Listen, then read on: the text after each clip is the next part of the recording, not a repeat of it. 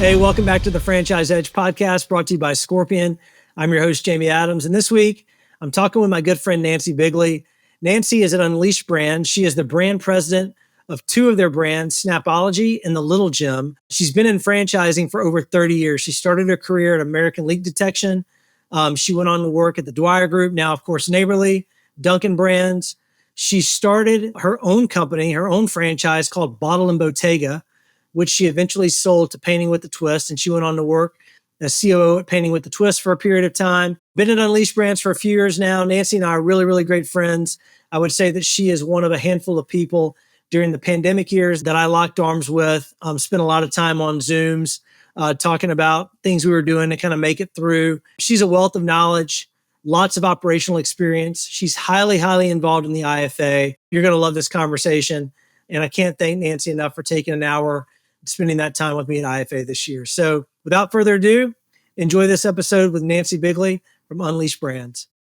We're at IFA, so that's exciting. Very exciting. On President's Day weekend. That's right. A little bit odd. Next year is Super Bowl weekend. Oh, is it? It is, in Vegas. Okay, we got to start planning for that now. So I better be invited next year. Otherwise, what else am I going to do? Yeah, let's do it. I'm inviting you today on Great. record, on camera. Great. So how many years have you been in franchising now? 30-ish. 30-ish. Okay. Yeah. Started. Long time. That's a decent amount. It's a decent time. amount. Yeah. It's respectable. Do you want to know what I was doing 30 years ago? No. Okay. Are you sure? Yes. Okay. All right. Well, maybe we'll talk about that another time. All right. So you started American Leak Detection. Yes. That's okay. So now this is what I love about franchising, especially like I've got great relationships with so many of you beautiful ladies in franchising, many of who are in the trades. Yes. Which is crazy. Isn't that interesting? It's very interesting. I know. So, of course, Sonda, who was with us last night, and I've had her on the podcast before. Yep. How did you get into American Leak Detection, a plumbing-based company? I know. Isn't it weird? Completely by accident. Okay. So I was in clothing industry right out of college. That's sort of what I had done up through college, high school. This makes perfect sense, knowing you like I knew you. Yes, okay. I mean, and I just didn't like as I was getting into it more and, and you're out of college and you're like, what am I going to do with the rest of my life? And I realized like that whole industry was not my jam and it wasn't fulfilling. I didn't appreciate the people that were in it. It just didn't feel genuine to me. So I'm like, I need to get out of this now and do something different, completely different. So just a friend of mine actually said, hey, I know this guy. He owns this franchise company called American Leak Detection, and he's looking for someone to run his company-owned operations. I'm like, great, let me, So I did my interview, and actually he had hired someone else by the time I interviewed with him. So I didn't get the job immediately because he had already hired someone.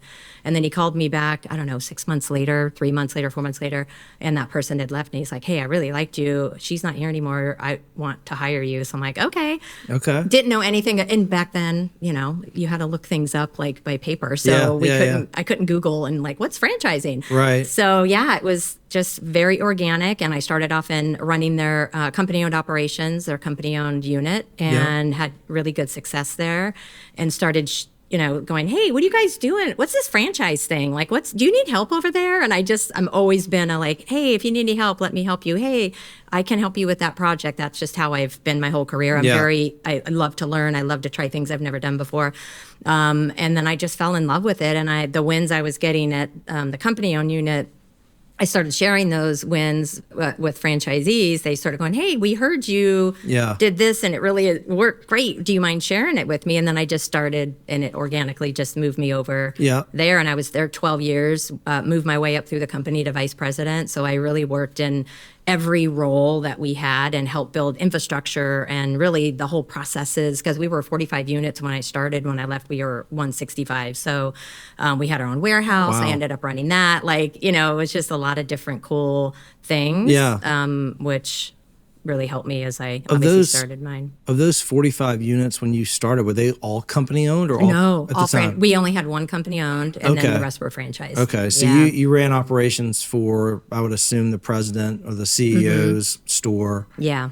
and just got that dialed in. And then as he started expanding into the franchise, you just took those learnings and then applied them. Yeah, I think I started, I kept running the company-owned unit for quite a long time, and then I started on the franchise side probably within a few months of starting. Do you remember, I mean, I know it was a minute ago, but do you remember, like, was there one big win, like one big needle mover in the operations side of the business early on that you still remember that was like, man, when we did that, like it really changed either the economics of the business or the efficiency or both of those things? I know I'm putting you on the spot. But. You know what was interesting? It's weird that you say what's the one thing you remember, but the couple things I remember is just getting the West Coast group. Pretty much it was the California group because we had quite a few in California. Okay. We were headquartered out of Palm Springs, which was the other reason I stumbled into Makes it because sense, I live there. There's no other franchises in Palm Springs. I still haven't been invited to your house either, by the way. Oh, you're invited. Okay. Thanks. So I started bringing our franchisees together to talk about marketing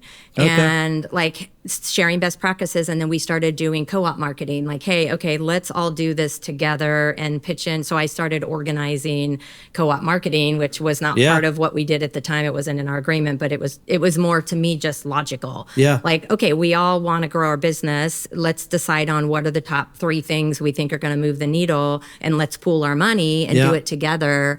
And it not only did it really move the needle, but it just helped build that camaraderie, and it just helped us work better together, and it allowed us to share in other ways as we kept just moving through operations and other things. So that's really interesting. And I guess back then too, I mean, you mentioned, you don't have Google back then, right? Mm-hmm. It's like a different I know, I totally aged myself when format. I said that. I remember not having Google. I remember when AOL was a thing. You remember AOL? Exactly.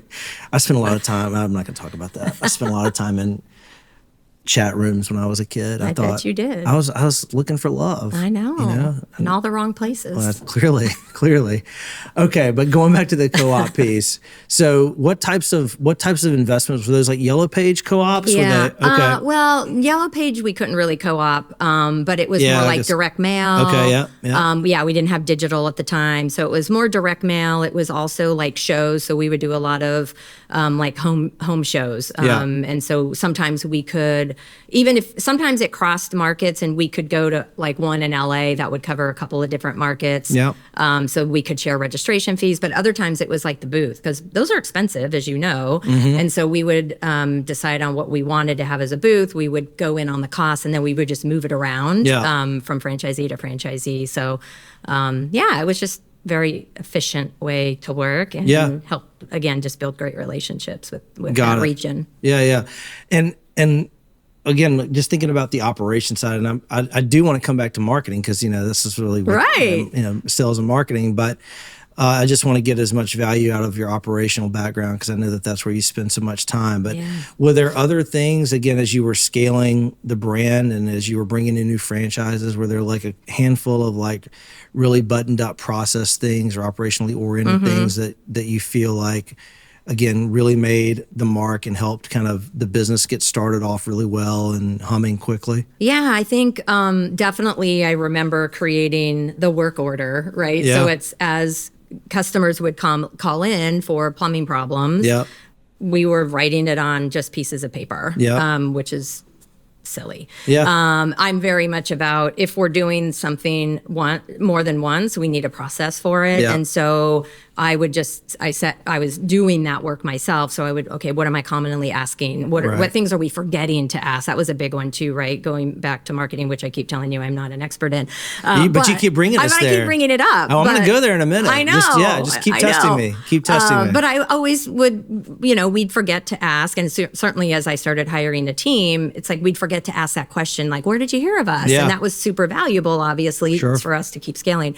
So I created, just a work order that we would all consistently use. And then things like that allowed me to then start building better processes for the franchise and start building training materials and, things like that. So it was just simple things like that. And customer service, we had, it's so embarrassing, but so our customer surveys were legitimately postcards that would go out that would all come back to the corporate headquarters. And then I would type them into something. Okay. So I actually created our first technology. I don't know how. Like I read a book. Like if I don't know how to do something, I will find a book or something and learn it. So it was like R-base or something. So like created this process to like put the cards into so we could actually spit out data that was useful because it was all manual before that. And like, I don't even know what. So that was a great process to add and learning. It was obviously very archaic, but better than pad and paper. And then again, that just gave us really good insights on what were we doing well as a brand, what weren't we, where did we need to do more training, where did we need to put better processes. So those were some really early on things. And then obviously as we pretty soon thereafter, moved into the internet and all those things. And QuickBooks was a really big lever that I pulled. Again, there just wasn't that technology of, people calling in and scheduling systems and things like that. It just wasn't available because it was also new. So when QuickBooks quickly came online and I sort of figure out a way to make that work for the franchisees and at least streamline processes for their teams, give them really good data back, be able to process invoices faster and get them out to customers. So that was a lot of our early learnings. So when I hear, like anytime I hear anybody in an operations role, like the two words that always pop into my head first are organization and process. Yeah. Have you always been just an organized, process-driven person? Yes. Okay. Yeah. And I think that's what I loved about being at American Leak Detection, because our founder, Dick Rennick, my boss, was, and really all of my bosses, honestly, have been amazing at just letting me go, like just letting me try things. Yeah. And I've talked about this a lot over my career of like finding those people that will give you a safe space to fail and try things and see what you're good at. Because I didn't know what I knew what I liked, but I didn't know, I was, just out of college. I didn't know what I was good at. And so being able to, really explore the different departments and try different things, I found out very quickly, like, franchise sales was not my jam. Like I was good at it, but I didn't like it because I was more about the relationship. I wanted to stick with it and see it all the way through and help those franchisees grow their business. Like that was where my passion was. Yeah. But yes, I've always been, my brain works very systematic. I like to not just execute something, I want to understand it. So I want to understand it so I can make sure that I'm building things the right way. So yeah, my brain's always been, I'm a clutter freak and all those things that like probably borderline OCD a little bit, but Yeah, I mean, look, I wouldn't refer to you as OCD in my experience with you. You are a planner though. You're like one of those people that's like, hey, there's a concert coming 18 months from now. I'm going to buy tickets right now and get it on your calendar. And I'm much more of like, hey, like, don't buy the tickets now because I can get them cheaper like the day of. and I don't like that. I know you hate that. It gives you like anxiety, It really massive does. amounts of anxiety. Yeah. I get it. I get it. But that just goes to show your organization, like in your personal life, Yes. right? Okay, so you mentioned something a second ago I want to come back to. And like, I want you to think about this question like through your entire career, not just at American Leak Detection, but you mentioned about you enjoying working for bosses that gave you space to kind of try different things and made safe to fail and learn. Yeah. Like, is there a failing experience that you've had throughout your career that sticks out and you're like, man, at the time it was like, this really sucks. But when you like put yourself 3 months later or a year later, you look back and it's like, man, that was kind of the catalyst to all these other great things that happened because I had that learning. Is there something that comes to mind that you'd share? I think, probably a downfall that I have is taking on too much because and especially, that's how you grow and learn and you want to contribute. And I think saying yes to too many things and then kind of getting in sometimes, a little over your head and not being as great in execution as you normally would be. And I think I learned that, at a couple points where like, okay, you don't have to say yes to everything. It's not, no one's going to judge you by saying no. And I've learned now that if I do say yes to something that is like another huge piece for me, like taking on another brand, it's like, okay, that is going to be a stretch for me, but this is what I'll need to be successful. Yeah. to feel successful and to actually be successful. And I am very comfortable having those conversations now and being okay with, like, if I can't get those things, then I'm okay saying, well, then I'm not willing to put myself in that position because I don't think it's going to be the best thing for the brand. So I'm okay saying no now. Yeah. I wasn't comfortable before. I felt that was always pressure to say yes. Always pressure to say yes. Yeah. And then it was just more, then I was spending more time and more time and more time. And like, then, it's like you can only work so many hours, and it was just too much. I was starting to get into those places. So yeah, I think that's just your young learnings as you're trying to make a place and show that you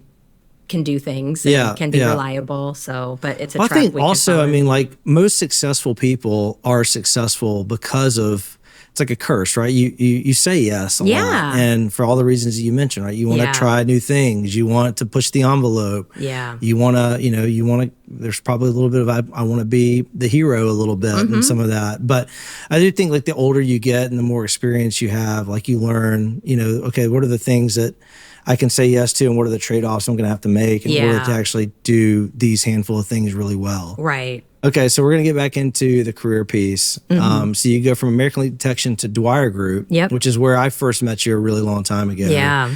How did that happen? Like, how did that transition happen? So of course, at the time, I think Dwyer had 7 brands. Okay. So I went to work for Mr. Electric, and I'd been at American League for 12 years. Yep. Just some changes happening there. It was just time to do something different. I'd known the Mike Bidwell, Dina, like the Dwyer family, for a long time. Yep. So, and had been doing some work with Mike on some technology. Him and I were always very passionate about operations and technology.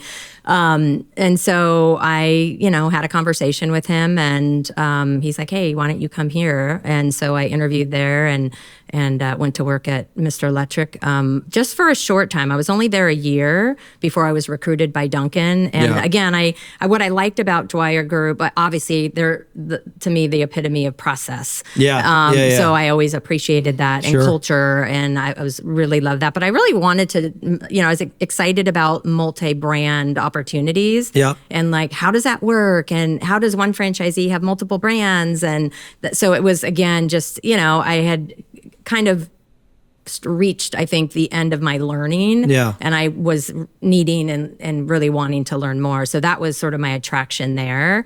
But it was still service-based business. So I felt like it was still kind of along the lines of what I was already doing. But I built some really cool programs there. Their low voltage lighting program, and it was really cool for outdoor landscaping. It was a fun project. So I was excited and learned about electrical, and again, bought a book on electrical so I could learn about electrical, and went to some classes. But so when I got approached by Duncan, while I loved it at Dwyer, I was like, food. I haven't done food yet. So it was just a big... Ice cream, too. Ice cream. I love ice cream. Who doesn't love ice cream? Well, I love ice cream. I know. Remember last night? I went to town on that ice cream. You did go to town on that Sunday. Look, don't put ice cream... I did, too. Yeah, don't put ice cream in front of me and expect it not to be eaten. Yeah, you actually ate 2, I think. I did. You're right. That's very true.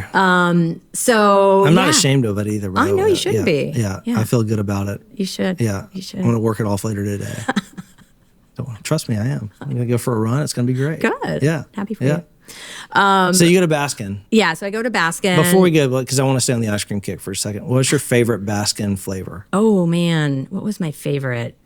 Pralines and cream is always sort of my jam. All right. Love the caramel. Okay. So I always tried all of them, all the new ones, but I always went back to that one. I was a chocolate chip. Oh, yeah. That's a classic. And what I love about Baskin is my grandfather, who was really close, we were really close, and he used to take me to Baskin all the time. And he was a butter pecan guy. Oh, butter. Yeah, I didn't like that one. I didn't either, but later, the older I got, and I started trying it, and I really fell in love with it. So now it's like one of my favorites. But back in the day, his order was 3 scoops butter pecan. Oh, yeah. He was a big guy. He was like 6'6", played professional baseball. Okay. So 3 scoops for him, 1 scoop of chocolate chip for me, and then I'll never forget whenever he graduated me to 2 scoops, and I've never gone back to 1. I've never gone back to 1. I mean, at minimum, when I go to Baskin, it's always 2 scoops, sometimes 3. Sunday or just no, just straight up out ice cream? It's like, honestly, it's like that's one of those things where it's a straight nostalgia thing. Like I don't think I've ever been to Baskin and not gotten chocolate chip ice cream, just chocolate chip ice cream. Yeah. A lot of it's just because of the nostalgia of like, I didn't know that. I remember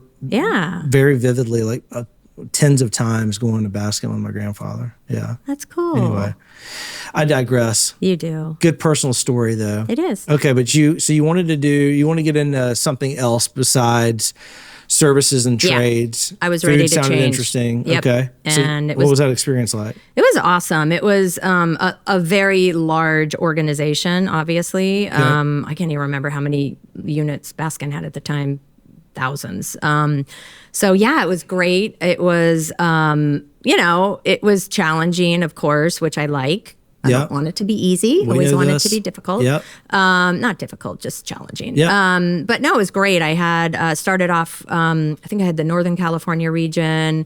So I had, a couple hundred units when I started, maybe 300. And then I was given more responsibility across the country. So by the end of it, I had 950 locations and teams kind of across the country. And then I started, again, I had a wonderful boss there that allowed me to try things. Again, just saw my process-driven brain. And so I started running some of the divisions in headquarters, which was awesome. So again, just kept expanding my learning in the restaurant business, which I didn't have any experience in. So here I come in, female. I was the only female on the team, which is fairly normal back then. No food experience. All of my counterparts had been there for years, forever. At Dunkin' specifically? Yeah. Got it. So they're like, who is this girl? Yeah. She has zero restaurant experience. What's she doing here? But again, I'm a collaborator. I'm a team builder. And it was a great team. We had amazing people. I met so many great people there that I'm still friends with today. So, but yeah, it was great learning. And again, operations is operations, but really learned multi-unit franchisee. We had a lot of franchisees that had multi-units. We had some that also had, at the time we had Togo's. So we had Baskin-Robbins Togo's, which was a California sandwich chain. I think they had just acquired them a couple years earlier. And so I had a lot of good relationships with that team because we were all West Coast based. And then of course, Dunkin'. So I had some franchisees that had Togo Baskin combos. I had some that had Dunkin' Baskin combos. And so, the learning there was very interesting about, when you have, co-branded brands that are like side by side, like how does that work? Does it work? Didn't always work with Togo's because as you can imagine, you've got onion smells over here, and then you have chocolate chip over here. Doesn't always go together. Yeah, I feel like the Dunkin' Donuts and the Baskin much better smells. Much better smells. And so, we learned things like that. You learn things about which brand your franchisee is most passionate about. Sometimes usually there wasn't equal passion. And so, you would notice that in sales, right? Because they go to what they know and what they like better. So it's just a lot of great learnings like that. Like, how can you, divide the focus? How can you share teams? How can you, create passion and make sure that both brands are getting equal focus? And then how do different brand teams work together?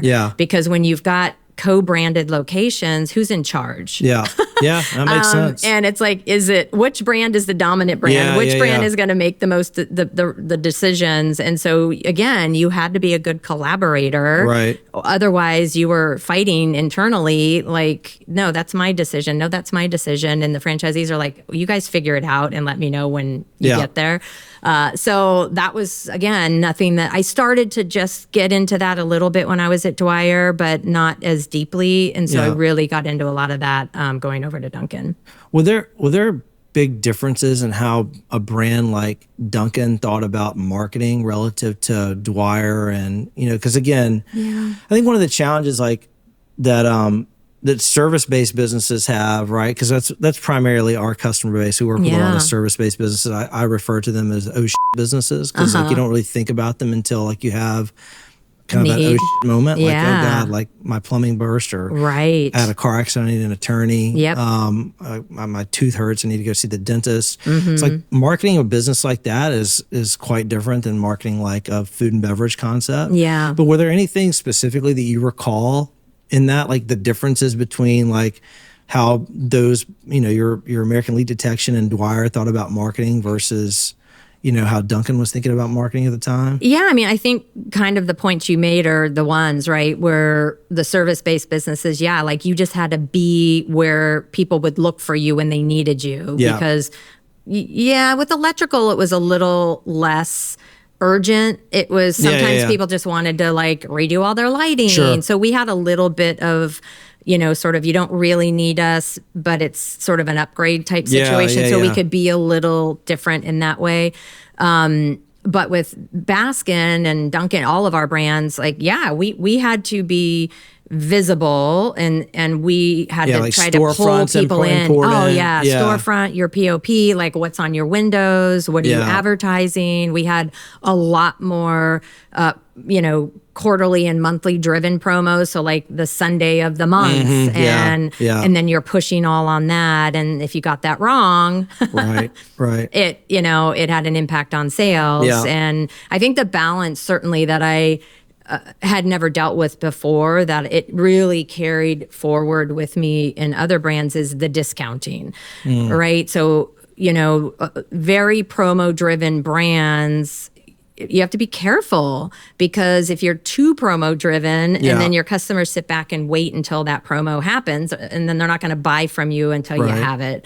And so I was very tuned into that and trying to, again, marketing wasn't my responsibility, but I had, still I was responsible for my budget. And so marketing drove my sales, right? So I had to be really plugged in with my marketing directors and my field marketing teams, Linda. I was going to bring that up. Linda Black with our team. She worked there. Yeah. I feel like it's like if you're in franchising long enough, you're going to come across people that spent time at Dunkin'. Oh, I mean, 100%. it's just like it's a big beast for sure. I'd love to see like the pedigreed org chart of everybody in franchising and like which ones came out of the Dunkin' base. It was a great experience. So we were definitely more about foot traffic and grabbing people's attention, and then I remember at the time we did a lot of direct mail, so there's a lot of direct mail drops. We did do more direct mail too at the service brands, well, probably because back then that's all we could do. But it was still a very big play for the Baskin brand. So I think it was just really way heavy on the promotions and the coupons and all that sort of craziness, and then the in location POP that we put up in studio. But this was a funny story. I don't know why I did this, but we had a problem with our franchisees holding on to old POP, and then we'd just have they'd have so much of it. It was like years worth all over the place. Okay. So none of it made sense, right? Because you're only supposed to use the current promotional, and then you've got some, green ones that like work all year long. But like if they had one that was their favorite that really helped, they would always keep it up. And so it was ridiculous. So I had this crazy idea for my team of like going into all of our stores and literally ripping down all the POP, and whoever like got the most down, like I gave them something. It was a contest. And so I had one of my guys had rolled it all out, like all the ones that he had pulled down, and it just went on for miles. Like it was crazy. I don't know. I just like went nuts once because I was just like, this is a mess. It's crazy. And just, again, my obsession with cleanliness and like order. I'm like, this is not logical. This isn't working. You got to get this stuff down. So it's like breaking out in hives. We just did it ourselves. This is like coming out in front of you. Yeah, like, I don't know if it was a good idea or not, but it did clean up some stores. All right, so a few minutes ago you mentioned like how you love challenges and difficult things. I would imagine there's very few things more difficult than starting your own business. Yes.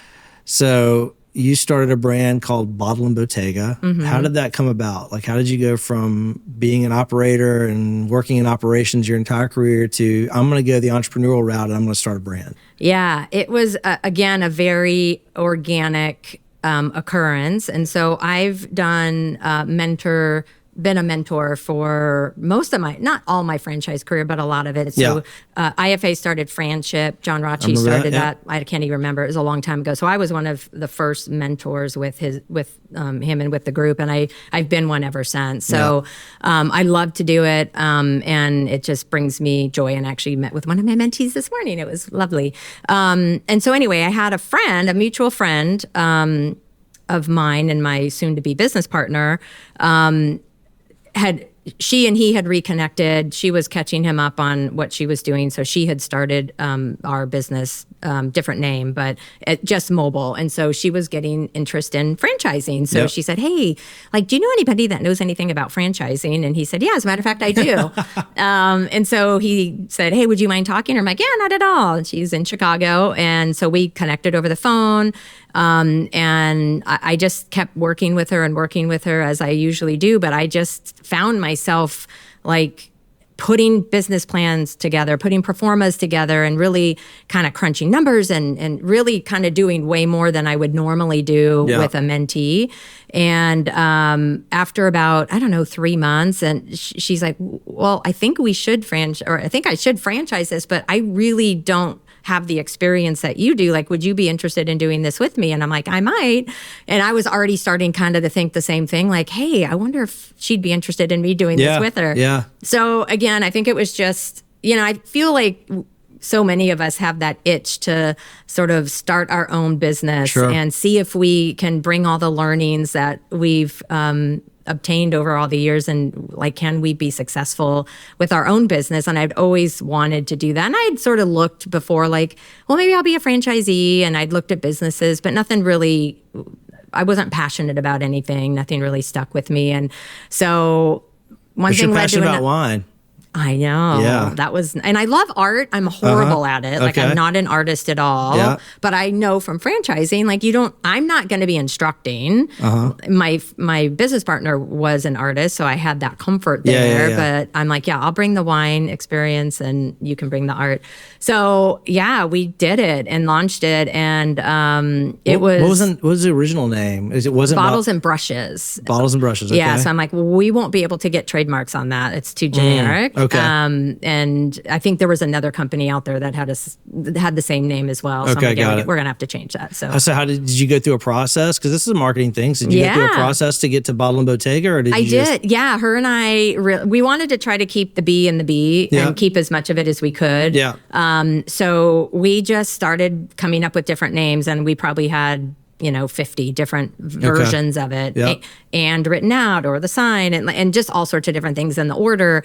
So when we got it down to, it took us like probably a month-ish to kind of play around with it and do some research. And then when we got it down to probably the top 5, we sent it out to people in our network that we felt would be objective and give us feedback. And then we landed on Bottle and Bottega, and we came up with our little bottle logo, and the rest is history.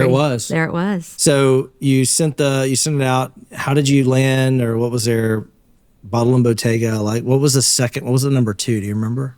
Oh, I think it was the same, but just reversed. Like Bottega and Bottle? Yeah. Oh. Yeah. Ooh. Yeah. It's got a ring to it. It does. Yeah. I think Bottle and Bottega. No, it was the S. Do we put the S on bottles or have it be singular? Okay. We went back and forth on that for way too long. Got it. Yeah. It does roll off the tongue, though. I know. It does. Yeah. And then you sold that business. I did. Sold to Painting with a Twist. Yes. And then you went to Painting with a Twist. You were COO there for a bit. Yep, COO, then CEO. Hung out in New Orleans. Oh, man, what a great city, huh? I love it there. I miss it so much. We can go back. I know. I was just there last weekend for Mardi Gras. I know. It was a blast. I did not get that invite. I'm sorry, it was not my trip. I went on a trip with somebody else. Okay. But maybe next year. Kind of like Vegas and me coming to dinner. There you go. Yeah. Okay. You're going to wait and see how that plays out first. I know it. You're right. I am. I definitely am. But Painting with a Twist, again, New Orleans company, right? So I remember I was living in Shreveport for a long time because I grew up in that area. And I remember when Painting with a Twist came to Shreveport. And it was like every female I knew, including all the ones in my family, like my mom, my sister, like, they didn't even drink wine. Like my mom and my sister didn't even drink wine. Yeah. Except when they went to Painting with a Twist. Yeah. Oh. And then they were like really living on the edge. Yeah. Yeah. They're like, we had a class tonight. Exactly. And look what I painted. Exactly. Liquid courage. You need it when you're painting. I certainly do, man. You don't want to see me paint. Goodness gracious. So did you enjoy that though? I mean, the sale transaction and then getting in and managing another, because they had a lot of scale at the time, and Yeah. there were, lots of locations. So Yeah, it was, it was amazing. I was so happy that it's not easy to sell your company.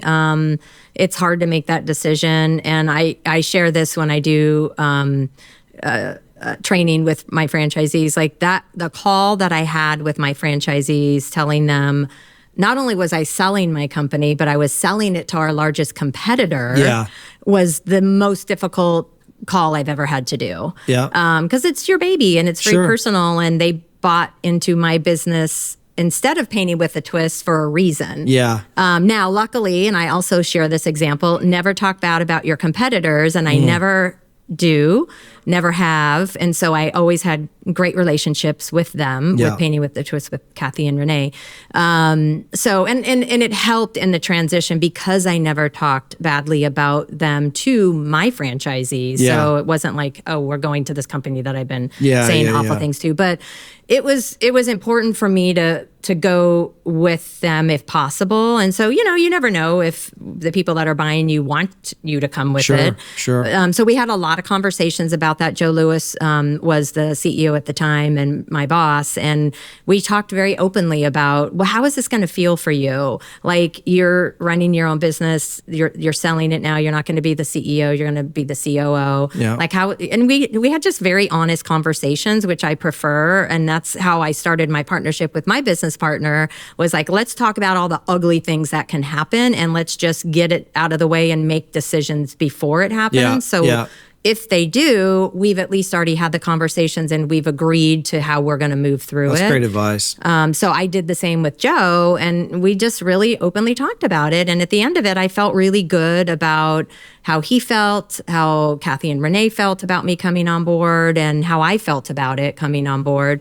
So the transition was great. I felt good about helping my franchisees through it. And a lot of the things that I built, we ended up keeping at Painting with a Twist, which made me really proud that I was the smaller brand. Yep. But I went into it, and Kathy and I talk about this all the time, like, and it's how normal founders start a business. I'm different because I come from franchising, so I knew what I needed to build. But as you know, you've talked to a lot of founders, they don't usually have franchise background. They don't get into it to get as big as they get. They just had a passion for their business, and they just wanted to, like, I think Renee always tells me she just wanted to buy a pair of boots.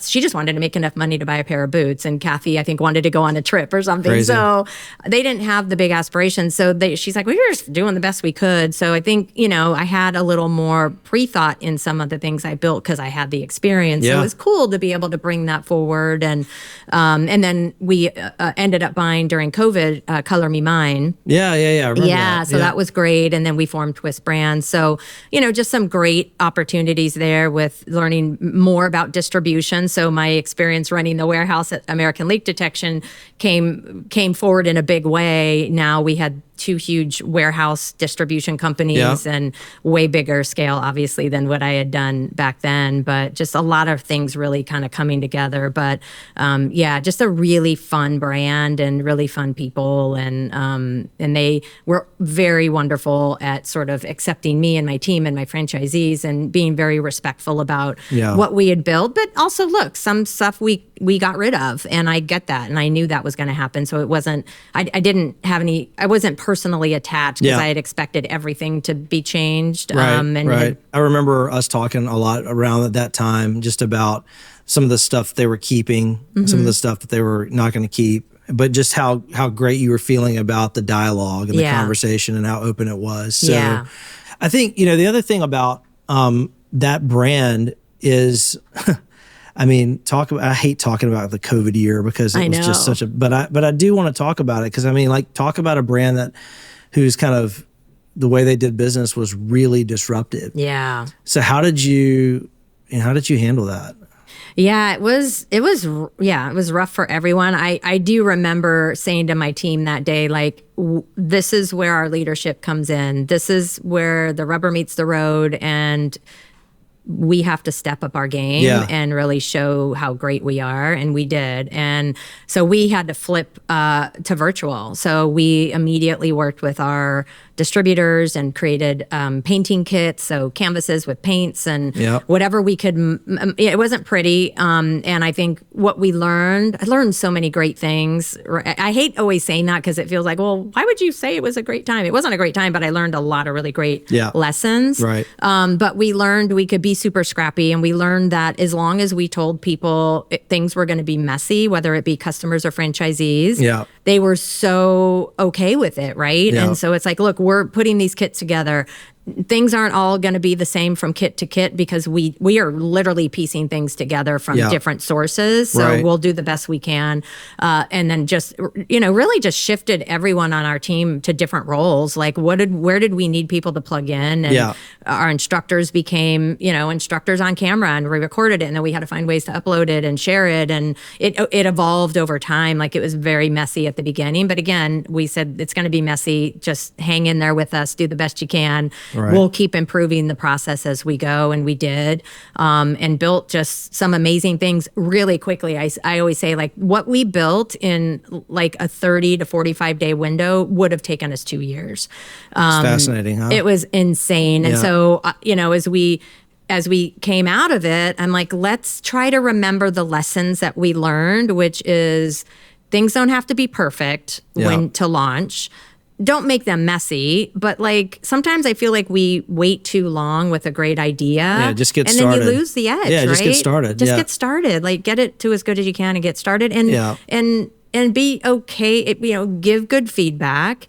Don't be mean. Like just work as a team and work together to figure it out and make things better. And I think it helped a lot as we came out of it and, had a different level of appreciation for each other. And that, our level of expertise, and that we would go to bat for each other and figure it out. So I love that comment that you made though, just getting started, and then just something that you guys got done in 45 days that you look back and like that would have taken us 2 years. Such a mistake that people make. And I think that something has to take forever to get done, and you gotta be like so particular and meticulous about it. So. Well, and I also learned too, I'm sure you did as well, and lots of people did, you also saw things that like you thought were super important. And you couldn't do them because you had to reshuffle everything. Right. And then all of a sudden you're like, well, maybe I just wasn't that big of a deal. Right? So I think that was another great lesson of just really making sure that what we're working on are the right things. Let's not try to do so much. Let's focus in on the smaller things that are going to move the needle the most in the business. Right. And like, it might be a good idea. You might think you need that, but at the end of the day, do you really? And I really try to remember those times for those two specific reasons, and try to remind. I'm obviously at a different brand now, so the experience was different, but I try to bring those forward even with my franchisees now and be like, okay, is it really that important, or is it just emotion that's driving how we're feeling and what we think is important? Right. Because ultimately, it's not what we think is the most important. It's what our customers think is the most important. And I think we do kind of lose sight of that sometimes. Yeah, totally get it. All right. But it is not where you are now, as you mentioned a minute ago. You're now the president of the Little Gym and Snapology. Yes. Which are two Unleashed Brands companies. So tell me a little bit about what's going on there, and how'd you get there? What are you excited about? All the things. So by the end of my little over 3 years at Twist Brands, and I had become CEO there for a short time, and there was just some ownership changes that were happening that I was very much a part of, and they were wonderful and being very open and sharing. And so it'd been 10 years all in between my business and that one. And I was like, again, same thing. I'm like, it just doesn't feel like it was that long. I know. It was 7 years with mine, 3 years at Painting with a Twist.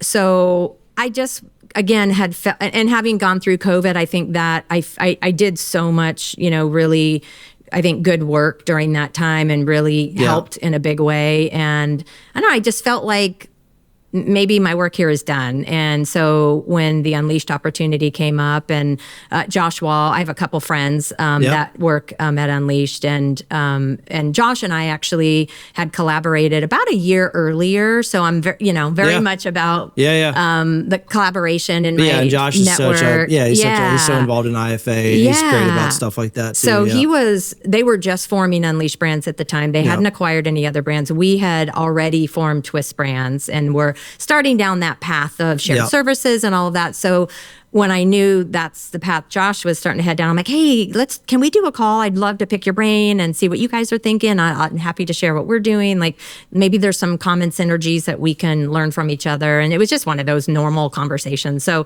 that was how I sort of learned about Unleashed Brands and what the vision was of Michael and what he was trying to build. And again, it wasn't for job related anything. It was like a year prior. So it just was filed away in my head. So then when I was thinking like, what do I want to do next? Where would I want, I've been at so many amazing brands. I'm not just going to go anywhere. I wanted to really do something, what's next after you've run a company a couple times, right? Like, do I want to do that again? Right, so it's all those questions that I just wanted to add value somewhere, and where would I want to be? So I reached out like, hey, as a joke, like, hey, you guys wouldn't happen to be looking for any CEOs or COOs, would you? And I'm like, yes, as a matter of fact, we are.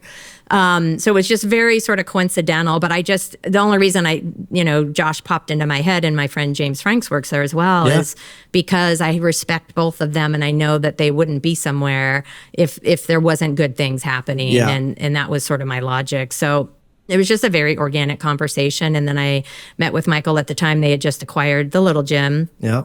And oddly, Snapology, but that wasn't my focus at the time. So I think it was about, maybe they'd had it for 3 months. Michael had taken over running and was the CEO. It was just temporary till they found someone else. So when I spoke with him, again, a very different industry that I've ever done before. So that, again, was appealing to me because I'd never been in the youth enrichment space before.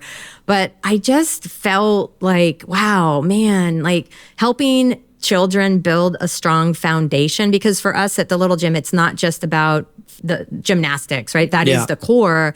But when I really started digging into it, it's also about, helping them build their brain muscle and socialization, and making sure that they can socialize really well with other children. So it's this 3-dimensional learning that we do, and it hits all 3 of those pillars. And that was not something I was aware of. So it just really connected with me that, man, I could have an impact on kids. That's pretty freaking awesome. And felt very purposeful for me. And Michael is an amazing visionary. He's very clear on what he wants, which I loved. He's very, very data driven, which I also am. And I love that. And so I just really connected with him. I connected with his purpose and his vision, really loved the brand. Just came on board. And it's really cool you talk about like just how passionate you are about the kids angle. And you're right. I was thinking as you're talking about that, like you're teaching these kids not just gymnastics, but you're teaching them like interpersonal skills.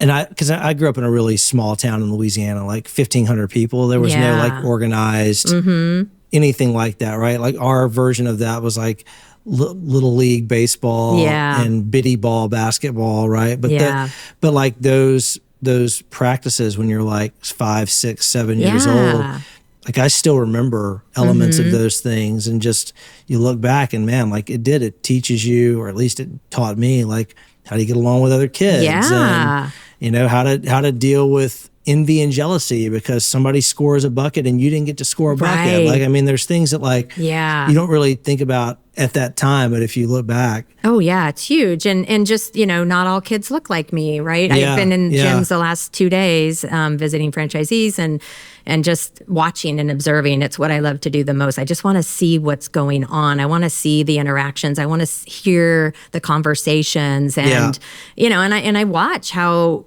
artfully our franchisees and our instructors navigate kids that have some special needs, and how do you integrate them with the other children? And I think it's so amazing, one, to, not that we're focused on special needs, but we have many in all of our brands, but seeing how they've grown, but also seeing how their kids in their other classes, because you go the same day, the same time. So you get to know the kids and the moms, and you see the kids embracing those children more and playing with them. It's not like they're off by themselves. And, but when you've got kids that are screaming and they're having a minute, and how do you deal with that? And again, it teaches you and those little kiddos just like how to kind of navigate through that, and parents too. I feel like our brand does so much even for moms, especially for our little ones, because we started 4 months old. That's crazy. Yeah. And so for many of our moms, it's their first child, and it's scary, and there's things you don't know. And so they're learning from other moms, like, oh no, it's fine. Mine did that too. It's okay. They're not going to die. Yeah. It creates like a community for the mom. That's awesome. That's really cool. Well, I know you're like not in the marketing sphere, but look, I mean, when you think about you call it youth enrichment? Yeah. So when you think about like those types of organizations and businesses and concepts, I mean, there's a lot of them. And then couple that today with like, there's this generation of like younger kids that constantly like have devices in their hands too. Like I've got a 4-year-old, almost 5-year-old nephew. And I mean, I guarantee the guy he can navigate an iPad better than I can. It's fascinating. Yeah. But how do you compete? How do you separate yourself and differentiate a brand like Little Gym, like Snapology, as a place that parents should prioritize for their kids when there's so much choice coupled with like this whole digital revolution of kids just give them the iPad and let them go. Yeah. It is tough. And I think, again, I think the curriculum that we build with our 3 pillars, and it's a very similar pillar structure for Snapology. So it's, for Snapology, we're STEAM-based. And so it's more like that, like a brain like mine, right? Yeah. It's more that analytical child that's, got a affinity for like math and science and all those different things. But it could be too focused on just curriculum and academic. But we build in the socialization and the fun, because it's not just about the learning, it's about all of the other parts that go with it. Same at the Little Gym that I talked about. And so that is a big focus for us, is really making sure that our parents understand that it's not just about jumping around in the gym. It's not just about building robots. Yeah. It's about bringing kids together on a regular, consistent basis so that they learn consistently, but they also just learn how to engage and socialize. And not oddly, but interestingly, after COVID, one of the byproducts, like we are asked all the time, like, how does socialization factor into your brand? So that is really important to parents now. And as you do surveys, like they want their kids to be socialized with other children because they missed out on so much of that. So that's a big part for us. And then just the way that we build relationships with the family is also critically important. So, when last 2 days, I'm sitting in many of my gyms, visiting my franchisees, and they're not even asking names. They know all of their families. So they're just checking people in without asking, because they already know, and they know the kids' names, and they welcome them, and hey, how did this go? And they know the things that are happening in their life. People don't leave you very often when you have that type of a community that you build. Right. And so building that type of a community with our families is really different, and not something that you can get always by doing some of the other brands out there, or just other activities that are competing for our dollars, which, it's still a real thing. Sure. But it's, I think that consistency too that we have, where it's same day, same time, same kids, and they're seeing the progression that's happening, is important. And then at some point they do sort of like want to do more competitive gymnastics, and that's not us, right? Or they want to try karate, or, and that's sort of why our Unleash Brands vision is the way it is. It's like, great, why don't you go, if you're done at the Little Gym, let's try Snapology, or let's try PMA, karate. Right. And keep it within the family. I tried karate once. Did you? How'd you do? Not great. Not good. You didn't like the outfit, or? You know what? I kind of felt like I looked pretty awesome in the outfit. And this is like Karate Kid days, because Karate Kid was like a big movie, or back when I was a kid. I didn't like the fact that I didn't get to wear the black belt immediately. Oh, you just wanted to jump right over. Yeah, to I mean, that. like Yeah. You didn't want to put Daniel's son was wearing the black belt, and I didn't get to wear the black belt. So what I'm hearing you say is you didn't want to put in the work. Yeah, listen, I didn't think about it from that perspective at the time. What I really didn't enjoy was like getting kicked in the face, if I'm being honest with that would you. be So, tough, that was the part that I was like, wasn't so much about the work. It was, I mean, God, I played college tennis, Nancy. I mean, I put in the work. I'm not scared of working just hard. Just asking. Man, I'm like having trauma now. I didn't like the white belt. Apparently. I mean, there's other colors. The white outfit with the white belt does not look cool. I think it looks kind of cool. I don't know. We'll talk about that later. Okay, so we started this talking about being here in Phoenix at IFA. Mm-hmm. You've been a huge part of IFA for a long time. You mentioned Friends, is that how it's called? Friendship. Mm-hmm. Friendship. I know you're really active in women in franchising. Mm-hmm. You've been president of that organization before. Yep. Talk just a little bit about what IFA means to you, what it's meant to you in your career, and just how you think about your involvement in IFA and different programs. Yeah, I mean, truly, starting off in franchising so young, and our brand was very small, so we were still learning what franchising was. So having a structured environment to actually learn franchising was amazing. And, you don't want to just stumble through things, especially legally. And, Sure. So I had mentors throughout from IFA, from our legal team that we worked with, who just embraced me and taught me franchise law.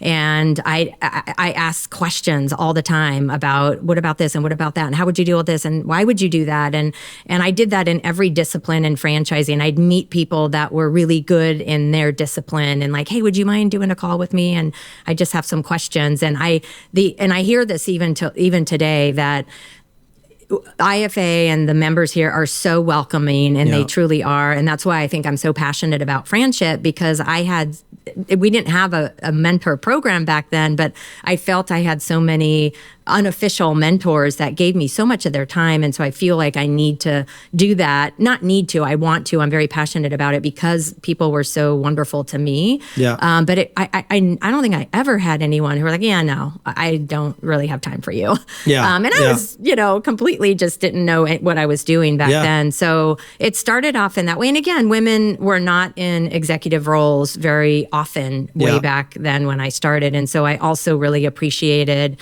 the female leaders like Dina Dwyer, who, was a CEO of this big organization and who was so approachable. Yeah. And Mary Kennedy Thompson, who wasn't there at the time, but was leading other brands. And people like that who were like, yes, I'm happy to talk with you whenever you want. And they guided me in so many great ways, but also just gave me the confidence that, I could aspire to those roles too. Yeah. There's not many of us in those fields yet, but there's some that are, and they're wonderful, and I'm getting the learning. So that's just truly the organization I feel really just helped me build the experience and my passion and help guide me in the right places. And then it became at a personal level, right? Where some of my best friends are here. Like I met them at IFA. We do trips together. You and I do lots of things together, like outside of IFA stuff, and they're true friendships. And when I think of the list of some of my best friends, I'm like, I met them here. And there's just something different about friends that understand business, because I don't talk about my work to my friends at home that are not in business or not in franchising, because I feel like it's just a burden maybe, and they can't quite connect with it. They're interested, so I'll share some things, but when I'm trying to navigate things, like it's just, I need people that have been through it. I need people that understand. I need people that I can be in a safe space and cry sometimes and be like, God, this is so frustrating.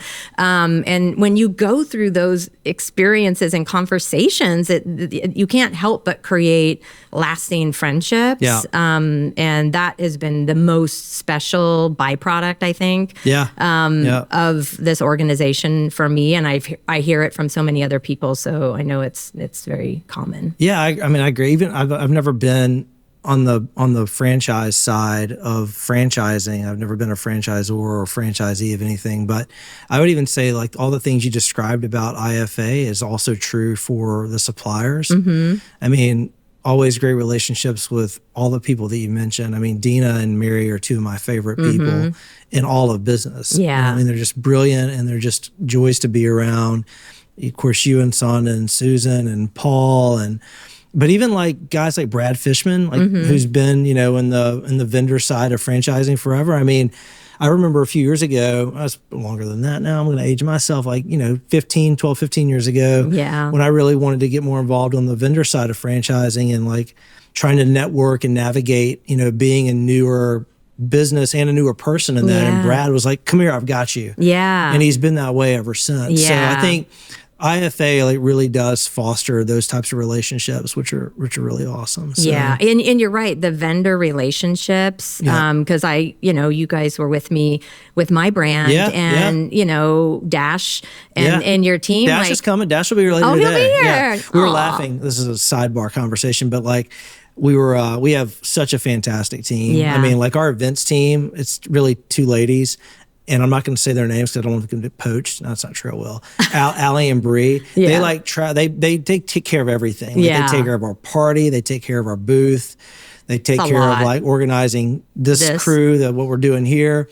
But when they send us like our hotel information, it's all of our legal names. Oh, right. Which, everybody knows me as Jamie. My real name is James.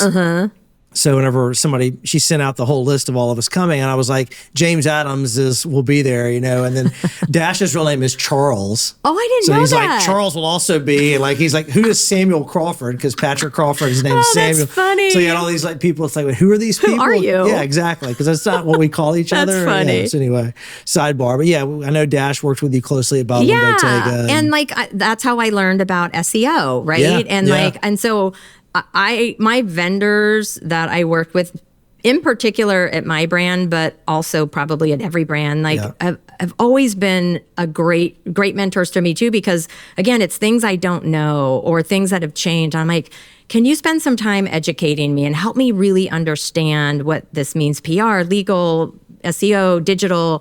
And like, I love that too, right? It's not about selling me more stuff. It's about wanting to make sure that in my role, I feel confident enough to make decisions, to have conversations. And I just, that's invaluable to me as well. And there's, again, just so many that I don't even officially work with that will do that for me too, that I think is amazing. It's not always about the sell, or it's not always about anything else other than just wanting to help, which is very rare. Yeah, very rare. It is not always about the sell, but sometimes it's about. But sometimes it's about the sell. That's right. That's right. Look, I know we've been here for a while. You met with a mentee this morning. You've got leadership meetings all day today.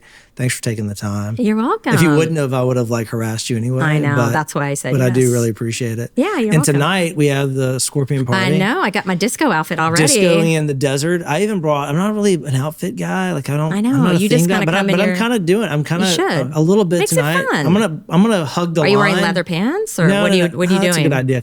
I could get some leather pants between now and then. Yeah. We could work on that. Yeah. It's a good idea. Be I'm fun. sure the guys over here would like to see me in leather pants. Probably not. Okay. Well, I do have something that's a little bit, more out there than what I typically would wear. So Like a belt, like a gold belt. No, I'm not going to tell gold you. shoes? I don't know. No, Silver? I'm not going to tell you. Okay. I'm not going to tell you. All right. Headband? But you're going to like it. Okay. But what we're going to do because this episode will come out after we're done with IFA. So what I'm definitely going to make sure happens is we're going to get a picture together so that we can like throw that in the show credits at the end tonight. So, make sure that you show up all outfitted up. Oh, yeah. Okay. That's my jam, man. All right. Well, look, I appreciate it. You're awesome. Thank you. All right. See you, Nancy. Bye.